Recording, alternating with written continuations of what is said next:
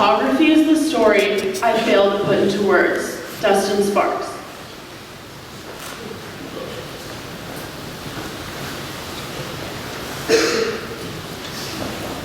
You can't use up creativity. The more you use, the more you have. Maya Angelou.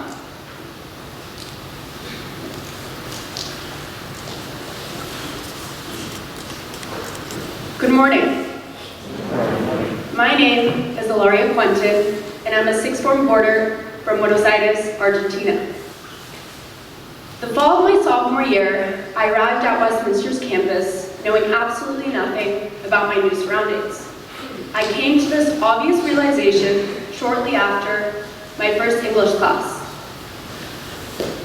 when all of my peers shared where they were from to the rest of the class. Their comments went something like this: I'm from New Canaan, Connecticut. I'm from Longmeadow, Massachusetts. I'm from Farmington, Connecticut. I'm from Darien, Connecticut. And I'm from, Argentina. I sat there awkwardly, reflecting on the fact that all I knew about Connecticut was that it was a few hours away from New York.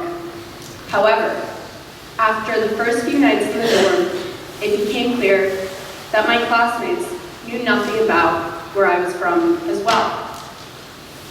I was asked some interesting questions by some of my new friends, such as, when you come back from break, could you bring us back some guac?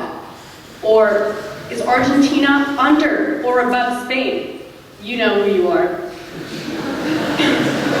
For those of you wondering,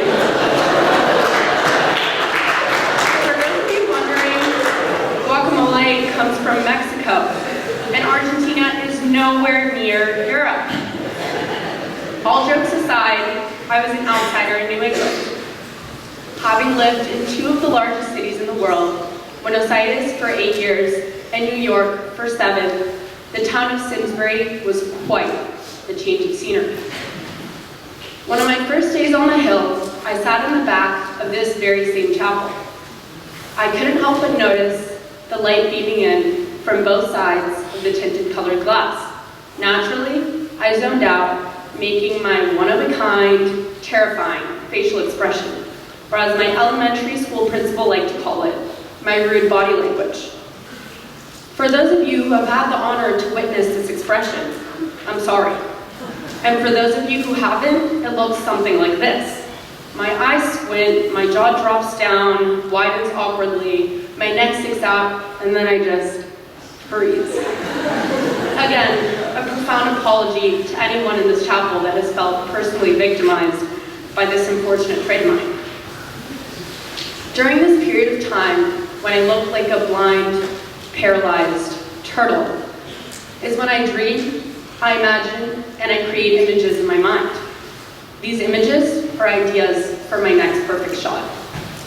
I've always found that expressing myself through photography has given me the ability to share my life story without having to say a word.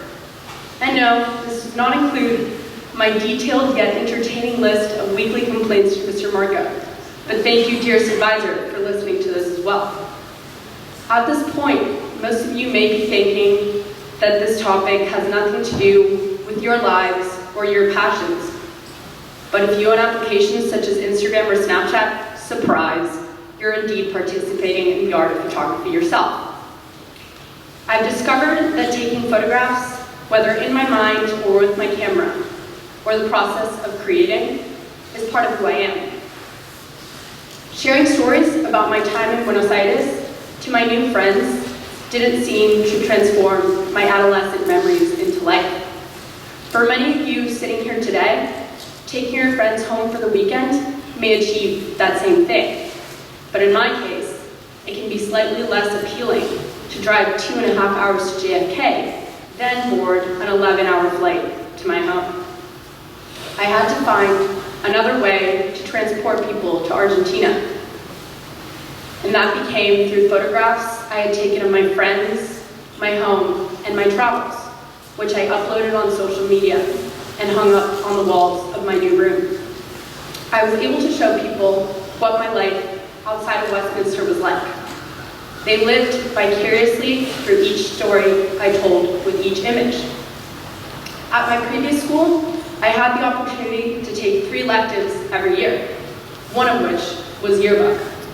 I wasn't very interested in the writing portion of this task, but I was intrigued by the pictures that brought it to life. Although I was one of the youngest in the class, I participated by contributing pictures and detailed graphic sketches. Outside of school, I enjoyed going on adventures with my closest friends, roaming the streets of Buenos Aires in search of the perfect shot. When I arrived to Westminster, I hope to continue taking photography classes as well. However, this new school posed an academic challenge for me. I had never been in a classroom where my peers were so eager to participate and learn from both the teacher and from each other. I struggled with every problem in Ms. Rappel's freshman physics class, and as for geometry, the odds were definitely not in my favor.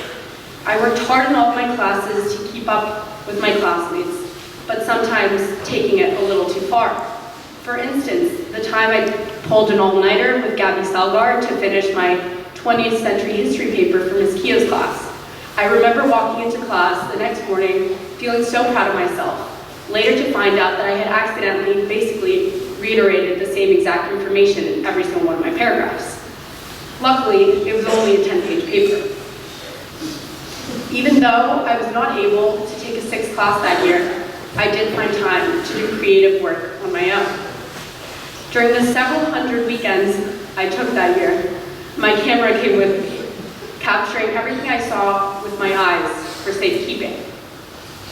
I took pictures of my friends in the dorm and spent hours discovering the endless tools that Photoshop had to offer. Through photography, I also discovered my passion for media editing by rearranging the appearances of my photographs using digital design.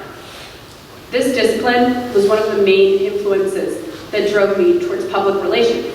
Yes, it's the major that I choose to pursue in college this upcoming fall.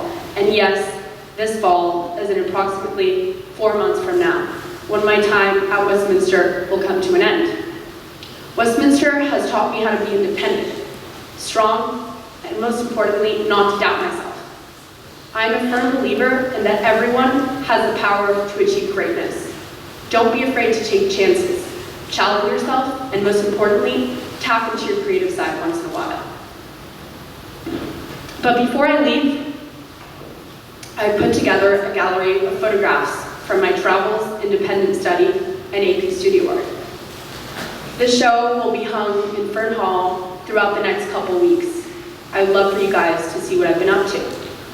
Tonight, there will also be a reception at 7 p.m. for those of you who would like to come.